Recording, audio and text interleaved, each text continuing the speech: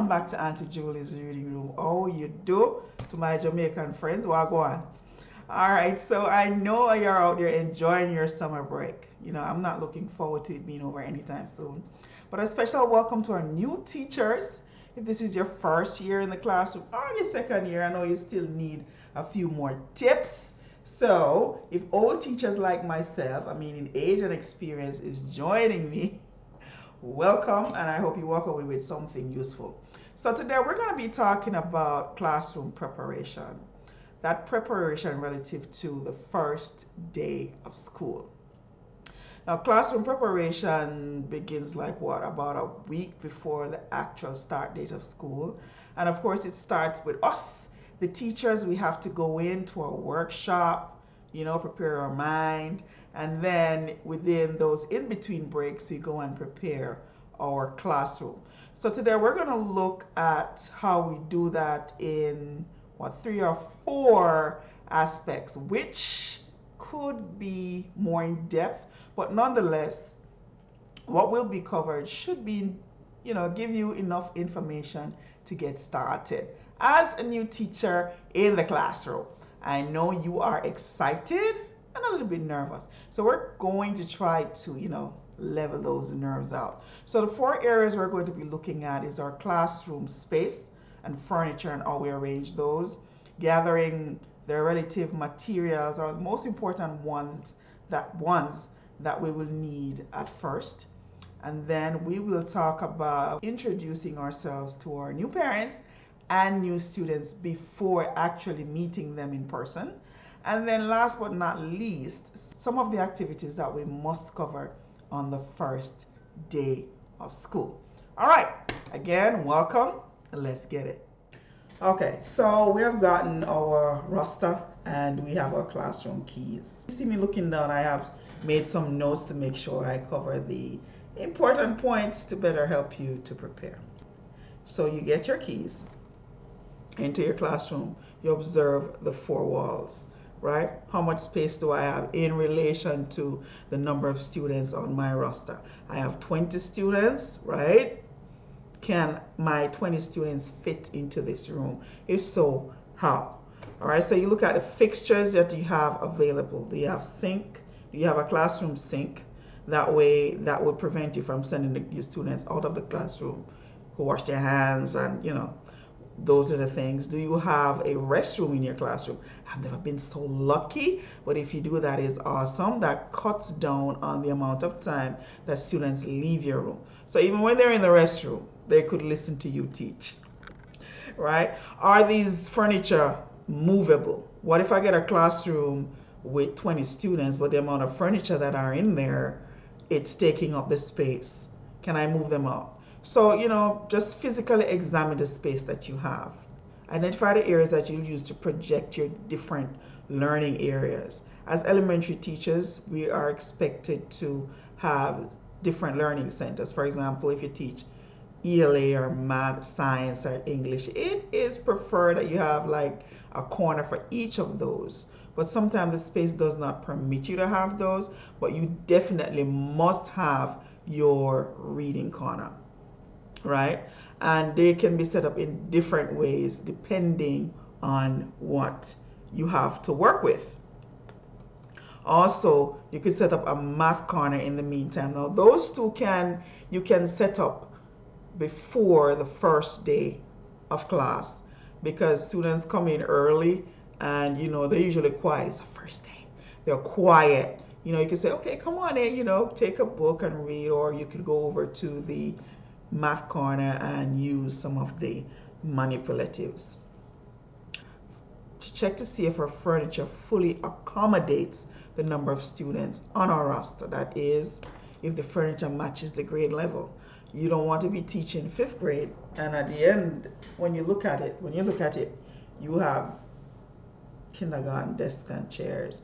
If that becomes an issue, then you just have to talk to your custodian and affirm that your students will fit the desk and chairs. Make that confirmation with them. All right. If it needs replacement, again, the custodians would have already sorted that out.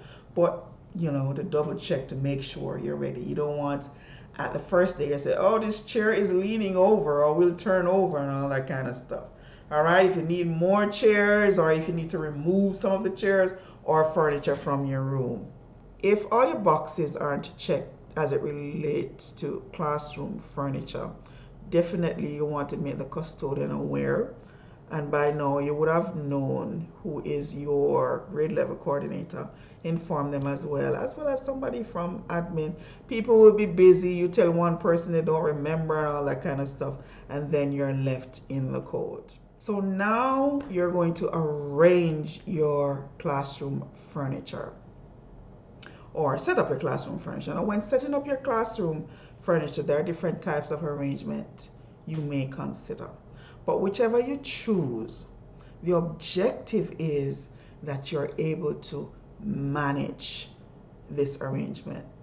Now, the management that we're talking about is you being able to move freely between desks and chair and between students or group of students, right, to ensure that they're on task or to intervene in distraction, right?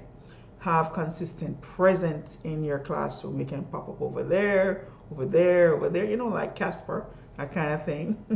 A particular style of classroom arrangement is not stressed in the first week of school, because then the objective at this point is just to ensure that students are seated comfortably and know directions where to traverse quickly from their seat to the restroom, from their seat to the whiteboard, from your seat to the reading corner, and so on and so forth.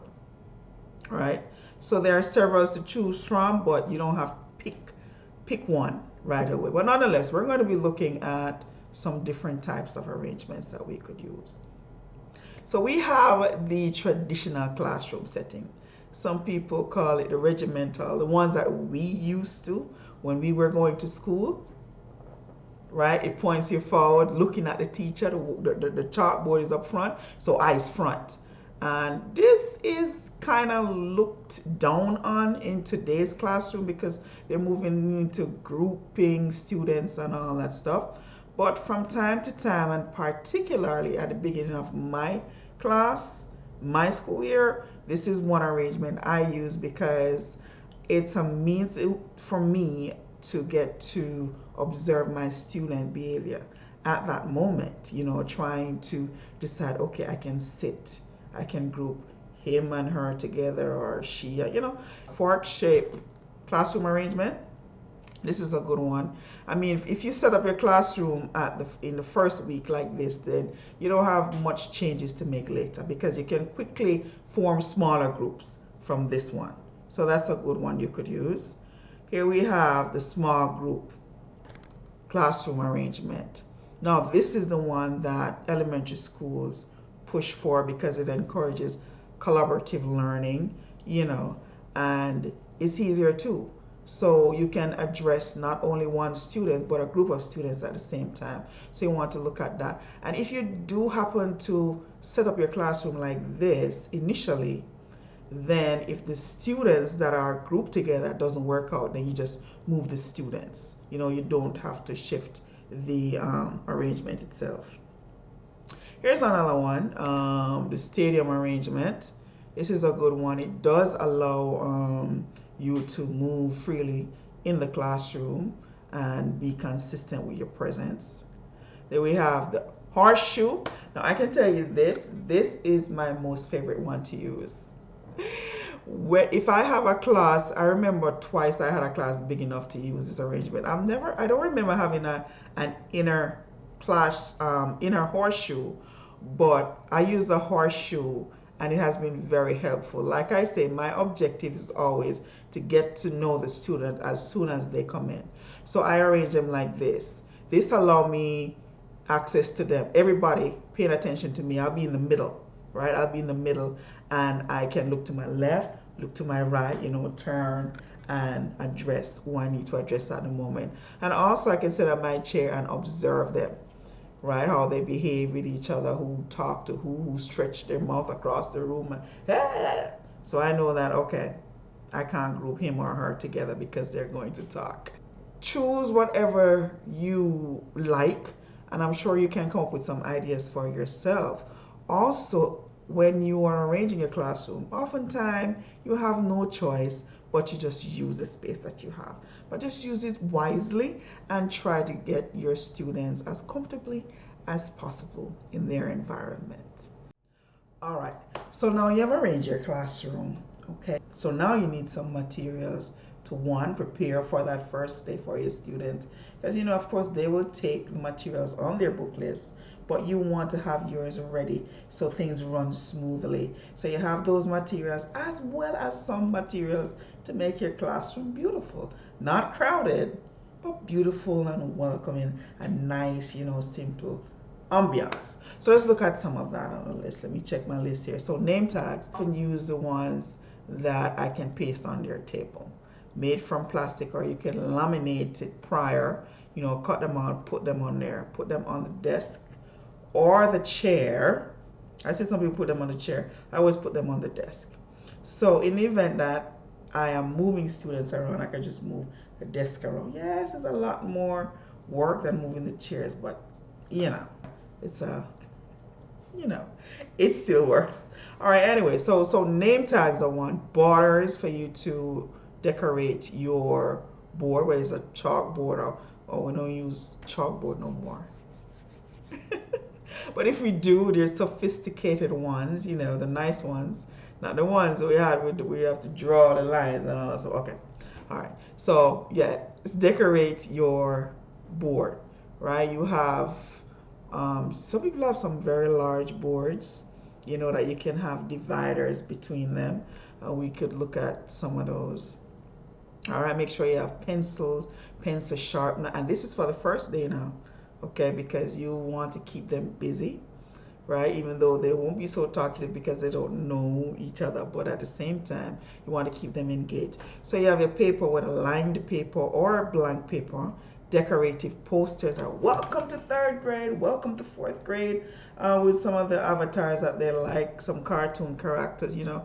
The lower the grade level is the more decorative posters, I would say you should get. All right, center captions for center, like your reading center or your math corner. You want to put up a big nice caption, like, you know, like math antics. I love that. For your math corner, for your reading corner, they have the big letters in READ, and you know, you can be creative and use those. Also, you need whiteboard markers, of course, dry erase, expo. You need coloring pencils, because on the first day, you know, when you do your survey, student surveys, you know how we do little surveys, things that you like. You want them to draw themselves, and you know, just activities to keep them busy. You want them to enjoy what they do, of course. So you have your coloring pencils ready if they choose to use it, right? Sharpie, you need your permanent markers as well, because you need your easel pads so you can write that. Whatever you write on, you can paste it on your wall, as well as your backdrop paper. Now, if you don't know what it is yet, you'll find out, because all the teachers will be doing it, and they'll encourage you to do it as well. So it's like you know, you can choose any color you want, quite colorful. You can choose it to go with whatever theme you're setting up your classroom in. But whichever it is, just keep it light but welcoming. So question, how am I going to get all these materials? For one, check the school's secretary or a member of admin, because they offer, the district or the state give you this check that you can go out and make purchases of the materials that they don't have. They do have some at school that you could get, but the ones that they don't have and you think you need for your class, you know, they give you a little stipend. You can go out and purchase those independently. Another aspect of it is you have like a credit line at the school's warehouse, where you can order those things directly from the warehouse and they drop them over to school. So there, right? So outside of that, outside of the warehouse, outside of what the school has for you, right, there are other places that you could shop for some things with that stipend that you get, right? So you have Education Wonderland. Please don't let that be your go-to. all right, because it actually is Wonderland. You bring $1,000 in there, you get lost like Alice. It is beautiful.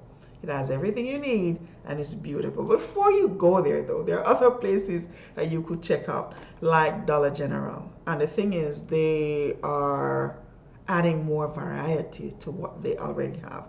So you have a little section for teachers where you can get your supplies, little things that you need, little baskets to pack your books in, right? To set it up like your reading corner, little buckets to go in your math corner with your manipulatives and so on.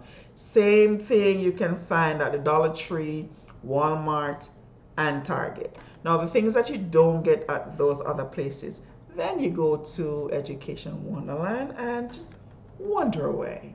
But don't spend off all your money though. Okay, so there you have your materials, and now you should be ready. So let's look at some pictures of how we could set up our classroom. Now remember, it's just the first week of school.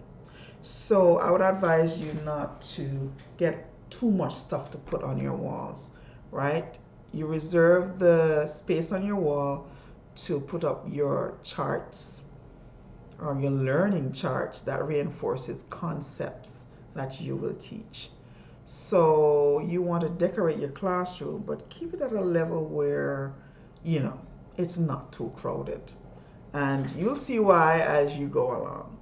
But in the event that it does though, feel free to remove some of what you don't need to put up some of the charts that you will make and what you need. So here we have a before and after picture of one. This is a nice small classroom. In the beginning at the top, that's the before picture, and that's the after. Nice, real nice. Here's another one. Here's a smaller room. This looks like more like a resource room for students who need, you know, who goes to a specialist or something like that. But quite nice, you know, the before and after as well. Here's another one, before and after. This is quite nice. Not crowded, but still welcoming. Have a nice little plant. This would be my classroom. I have to have a plant. So another thing that you'll need is your welcome chart. Whether it's a chart or a banner or a poster, but it's a chart that says, welcome to Miss Livermore's class, right? This is 4th grade. Also somewhere, make sure you post your student roster somewhere on your door or in a clear spot where they can see it for the first day.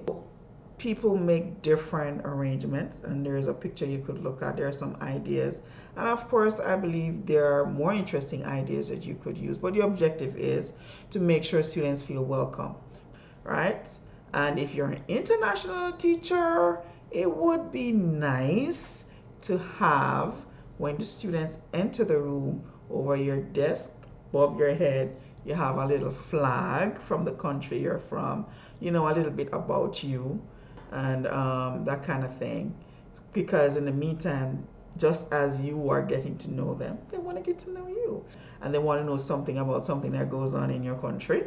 Then you could just direct them to go from my little corner and, you know, have a feast over there. What you don't understand, I'll answer question.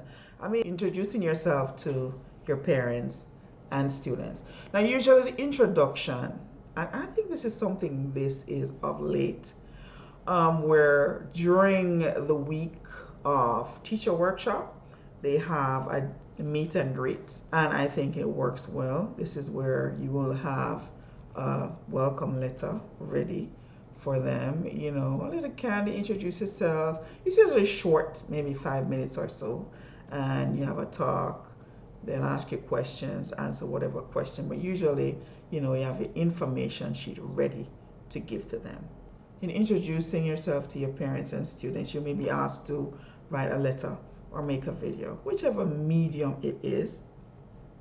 These are some of the things that you should include. Include your name, like where you're from, your experience, you know, how passionate you are about teaching. Mention your qualifications, of course, and what subject area you will teach. Good. If you have a partner teacher, I would advise that you make the video together. Express how happy you are to partner with them to help your students learn, right? And ways you can be contacted. Now, usually you're on staff, so you will have access to parents' contact information. Usually that's an email. Good. So for me, what I do, I create an email group. I use it to send out information. My introduction letter, if there's a video attached, I attach the video as well as make sure that the letter includes how you can be reached, right? And you have many different apps that you can choose. You have the Remind app, which is awesome. Very, very good communicative tool that you could use. Class Dojo, which is even more interesting. If you don't know about Class Dojo, just go on Google and read up more about it. But listen, when I first started using Class Dojo, it was just merely to give points, to award points and take points and so on and so forth. And it had a way where you could include parents so they could see students gain points and lose points, and that way they could better encourage them, to keep the points or whatever, as well as to communicate. Now you have so many things you could do with it. Really, really awesome app to use. But for school communication, I always use my email group. So here's an example of a letter that we could use, right? Dear so and so and so, I'm your child's teacher for the upcoming school year. I'm looking forward to working with you and getting to know your child and helping them succeed in their education, right? Beautiful. Make sure you include how you can be reached. Your email address should be on it. Your telephone number, not your personal telephone number. I mean, it's your choice, but I wouldn't advise that. Your telephone number or extension, that kind of stuff. So there you go. Your parents already have an idea of how wonderful you are from the video and your letter, and your students are excited to meet you on the first day. All right, now let's get into our first day of school. Let's get it. So students come in, first and foremost, you want to have some activities prepared for them. Something they can do independently, maybe a little coloring or so on, until all the other students gets in and settle down by 8:30. All right, having done that, of course, you're going to introduce yourself. That's the first thing.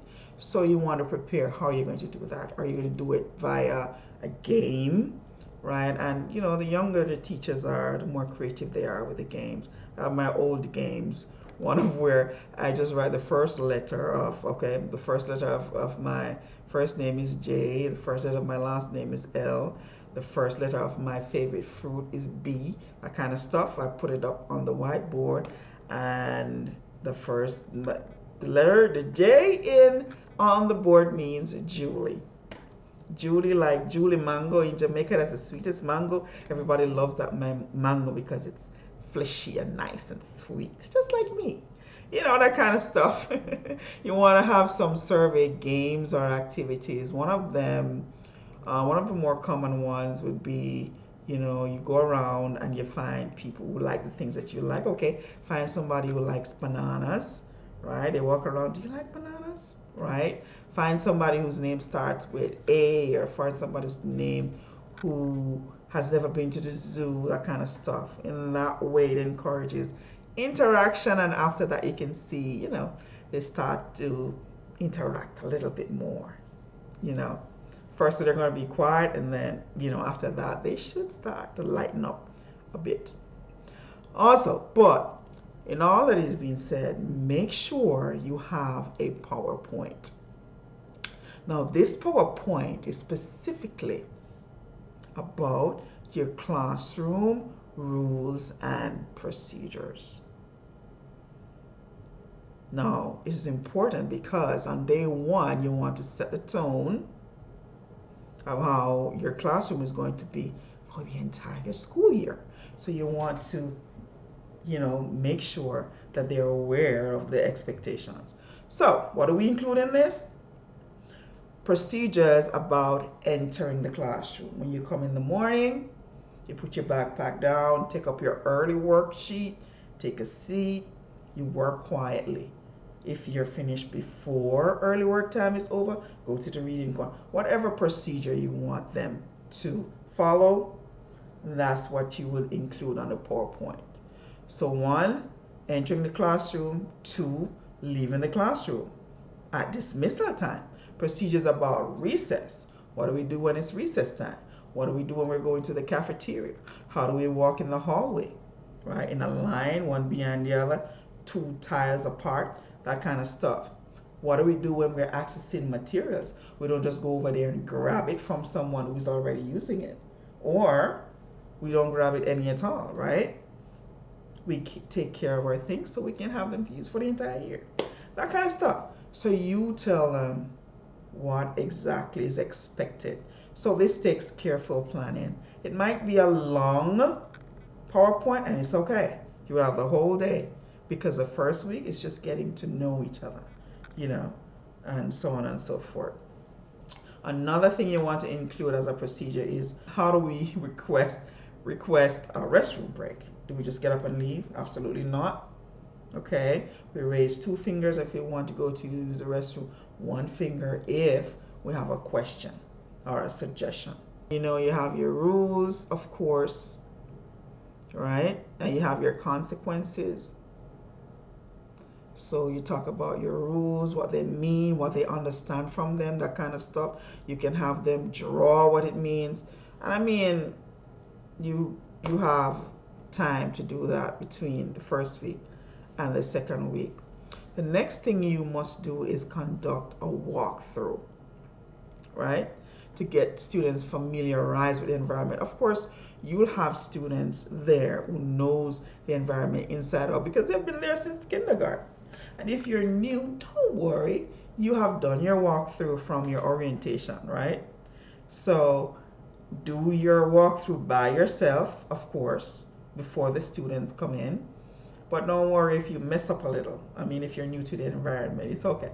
You have students there who will redirect you and you'll be fine, right? So before you do the walkthrough though, make a list of the areas that you will visit. Have it written down on paper. It's okay. It's okay, baby. Write it down on paper. Okay, I'm going to visit the cafeteria first, and I'm going to go up the kindergarten block. However you're going to do your planning. You're planning because you want it to go smoothly, to alleviate some of the stress that such a day can bring. All right. And having done that and make the preparations with all of that, you are ready to receive your bundle of joy for your first day. Look at you, ready to go. So there you have it. I hope you find these tips useful in preparing for your first day of school. I want to wish you a productive and successful 2024-2025 school year. Join me again next time.